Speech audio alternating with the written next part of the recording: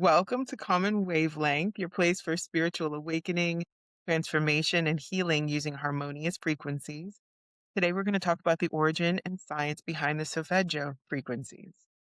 So, Kim, tell me about how you first heard about these frequencies. It started about 2 years ago when I was diagnosed with a non-functioning liver. I was taking my Tai Chi class, and a student provided me a link to the frequencies, explaining that her mother had been using them for her eye problems. That night I went home and I clicked on the link to a YouTube channel and I started my meditation. As soon as the music began to play, I could feel my body totally relax and every part of me began to tingle. As a Reiki master, I knew that there was something to this. It was time for me to do more research. So, what are they? What are these frequencies? Well, first, let me talk about what a frequency is, which is where I started my research. Frequency describes a sequence of repetitions, and it's measured in hertz. Physics teaches us that everything in the universe has a frequency. The underlying principle is that matter vibrates, be it living, non-living, or subatomic particles. According to Einstein, the definition of matter is actually energy, whose vibrations have been lowered to be perceptible to the senses. So let's take a look at some. Our heartbeat, our pulse, our breathing, as well as radio, satellite, and mobile communications are all examples of that frequency, of that measured repetitions. And I think most of us realize that. Some of the ones we might not, though, is that when air vibrates through our vocal cords or a musical instrument is played, wave is created that is perceived as sound. That pitch is determined by the frequency at which the wave oscillates. Hertz in this case indicates the number of times that a sound wave vibrates per second. The lower the hertz, the lower the sound. Now, a human, we can only hear between 20 hertz and 20,000 hertz, sometimes referred to as kilohertz. You'll see KHZ attached to some of these. Now, sound below 20 hertz is considered infrasound, and it's felt more than heard, like earthquakes, volcanoes, ocean waves. These put out vibrations that we cannot actually hear, but that we feel more within our bodies. And sound above the 20 kilohertz is considered ultrasound. So trees produce frequencies that end up in the below the 20 hertz sound. It's between 0.71 and 1 hertz. But they also produce ultrasonic clicks between 40 and 80 kilohertz when they're stressed. So trees become stressed by disease, lack of water, improper trimming, storm damage, things like this.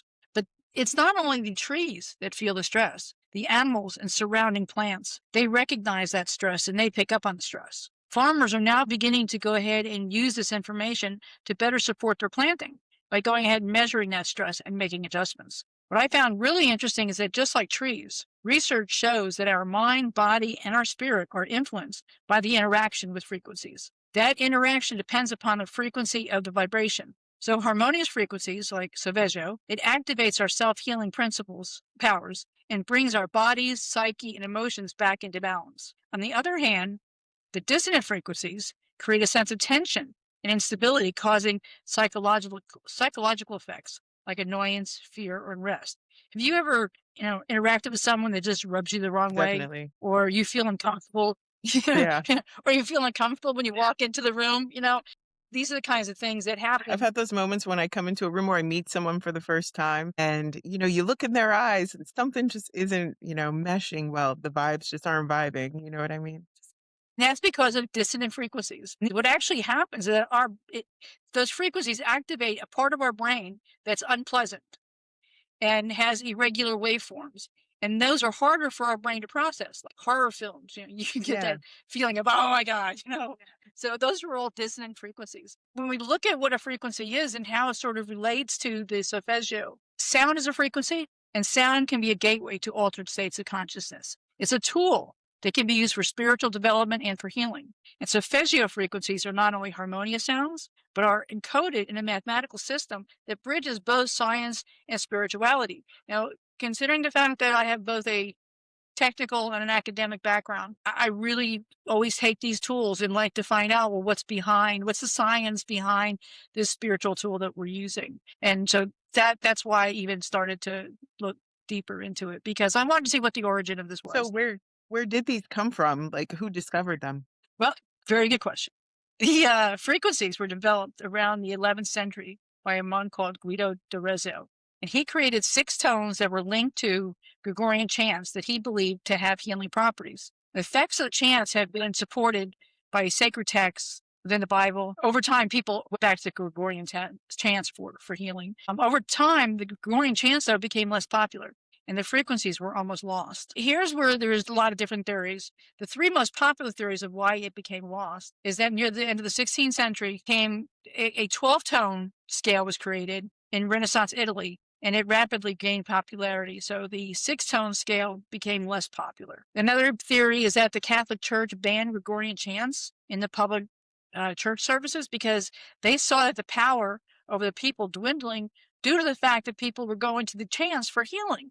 So they went ahead and said, you can't bring the Gregorian chants into the Catholic Church. Control and power. And the last theory, yes, exactly. The last theory is that the original frequencies were lost in the tumultuous times because they fell right in the middle of the Western Europe's Middle Ages. So for whatever reason, these Solfeggio frequencies were lost. And it wasn't until the 1970s when they were rediscovered by Dr. Joseph Puleo, who was a naturopath. What's a naturopath? It is a doctor, and I didn't know this either. I had to look up what a naturopath was. It is a doctor that uses natural therapies and holistic approach to support self-healing.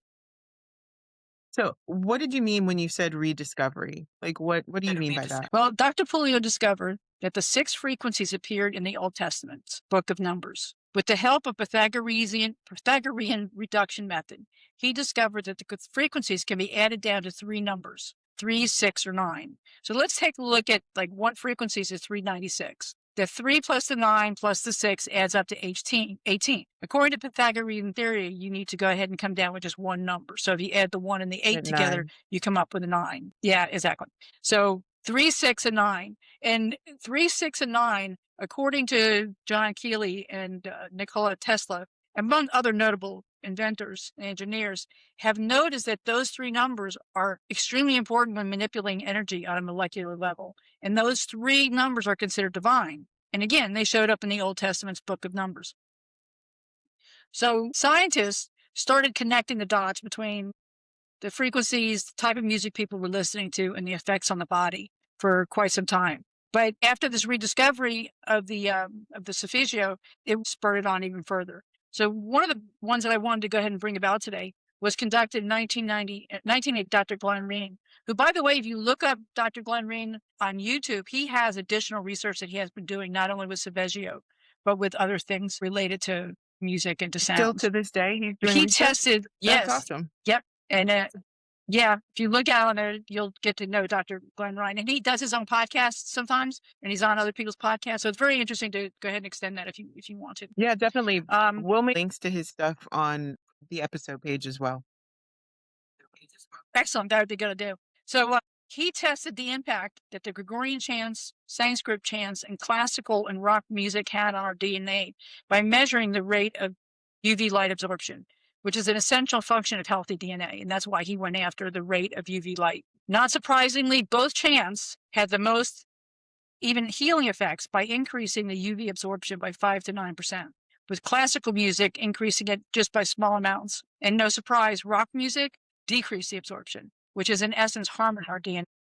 But research has come to light that does show that Solfeggio frequencies have a profound effect on our mental, emotional, and physical states. And it led actually to the understanding of music therapy, which has been established as a health profession Definitely. now. And if you go look on the internet, right? And that all started because of these rediscovery of the Solfeggio That's pretty frequencies. cool. Therapists now use music creation and listening to help individuals. My brother had tinnitus, and one of the things with tinnitus is a ringing in the ear, and he used music to go ahead and try to balance out the sound of the ringing in his ears. So, and they even connect it with sensors on the tongue and the music. So it's used throughout everything.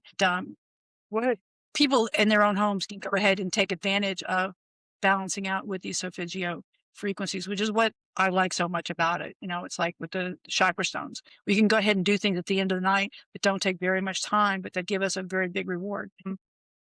Going back to Solfeggio, I just wanted to say I really think that it makes a lot of sense, especially sharing this information now, because I feel like there's such a huge push in the beauty industry for utilizing different light frequencies, like red light therapy and things like that. Like it's becoming more accepted that these really do have an impact on our body. So I think it's great to share this information now, especially because people seem more, amiable to it. Like they understand that these things really do matter.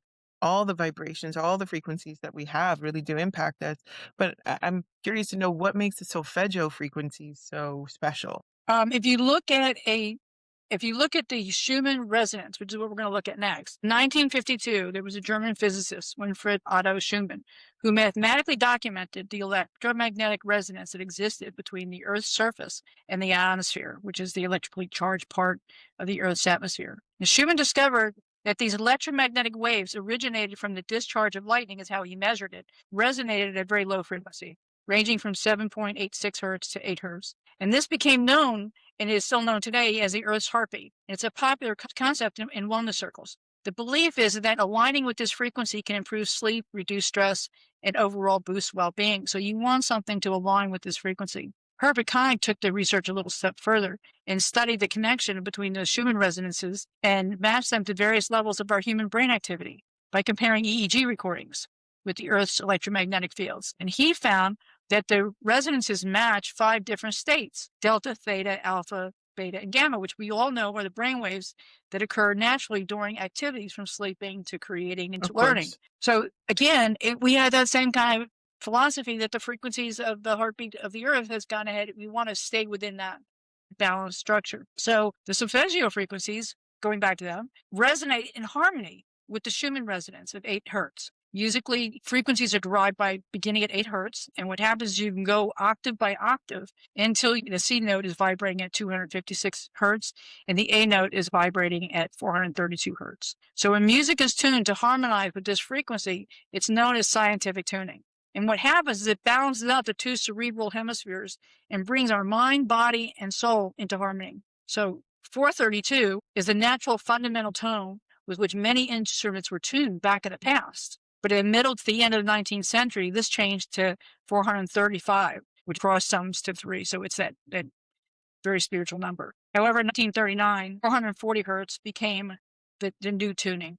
And that cross sums up to 8, which is not one of the balanced frequencies. So being at 440 hertz is not harmonic. Many feel it creates a feeling of being separated and cut off from ourselves, human beings, nature, and life itself. Meaningfulness, vitality, the feeling of security and being grounded gets lost. Acceptance, compassion, and empathy are all hardly noticed anymore, and it becomes a less intangible feeling. And I find that that's exactly what's happening today with the way that people are acting. I believe that it's not intentional that people are acting the way that they are. But if we take a look at how many times we're on our cell phones, how many times we're listening to HDTV, how much we do every single day that interacts with that computer, we're losing Right. that those frequencies that balance us out, that go ahead and harmonize with the earth, that go ahead and ground us every day and to people and everything else. So I really believe that this is why the Solfeggio frequencies have become so popular lately,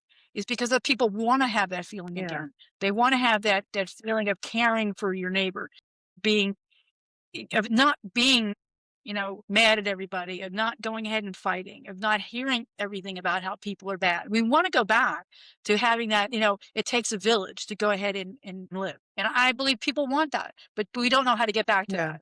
And I'm hoping that going in and looking at these frequencies by looking at our chakra stones, by looking at sound therapy, we can go ahead with just a little bit of effort, get back into balance. Where, because you're never going to get away from the technology. And technology is too good. I mean, it saves many lives, but there's got to be a balance to it. Okay.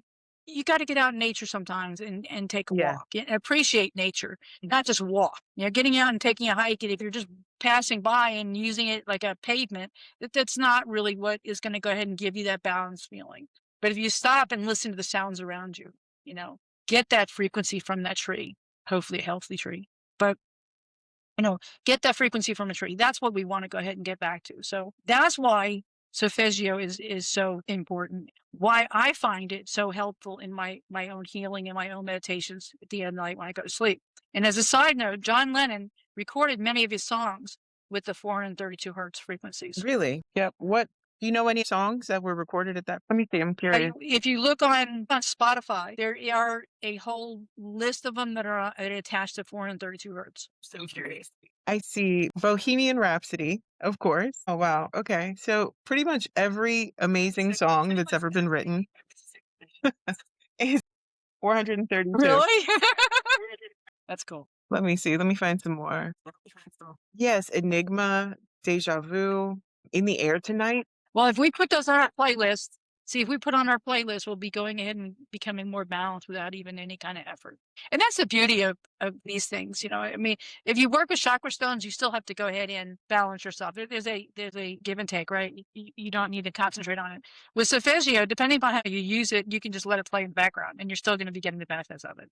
It's the same thing like with stones. If you keep stones in your pocket, those vibrations of the stones are going to go ahead and give you the healing power of the stone, whether or not you're thinking about it or not.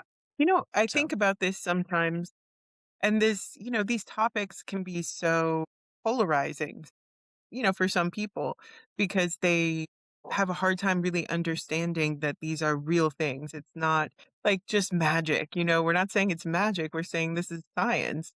And you can look at the impacts of these frequencies and uh, what they do. Like they're real. It's a real thing that we're interacting with, not some like magical idea that doesn't have a basis in reality. exactly, and that's why I sort of like going back and I use my IT part of my brain, my research to go ahead and bridge that gap because it's so important to see that there really is some science behind this. And how years ago, before there were so many other distractions, people realized that. I know that you go ahead and you'll be posting references, things like that, but you'll also be posting additional links and you can hopefully people follow those links. And if you have any questions, anybody has any questions, they can always reach out to us. Please head to our website at commonwavelength.com. You can check out our bios if you want to learn more about us. You can get resources for this episode, and you can check out any future episodes there as well. You can also take a look at the meditations that will be posted, the companion meditation that goes along with each podcast. And we're really excited. For part two of this video frequency, what I'd like to do is take some questions of different types of situations and what frequency they could possibly go ahead and use. So for our next one, if anybody wants to, they can go ahead and send in an email with that asking a question That's a great. also, and you can add it to your list, Kat. Yeah, absolutely. That's a great idea. So And I think if you've got moving anything, we forward, got it. that would be great as well. If anyone ever has a question about what frequency might work or a stone that might be a great option for them, always feel free to send us an email, but we'll be happy to feature some of those questions in upcoming episodes as well. Yeah, we're here as a tool. Please use this as a tool. All right. Is there anything else you'd like to say to close out our very first podcast episode? I don't think so. Thank you for having All me. right. Thank you Thank so you for much for letting me being talk. here. Yes. All right. So we're so excited for part 2 coming soon. And stay tuned. Don't forget to like and subscribe.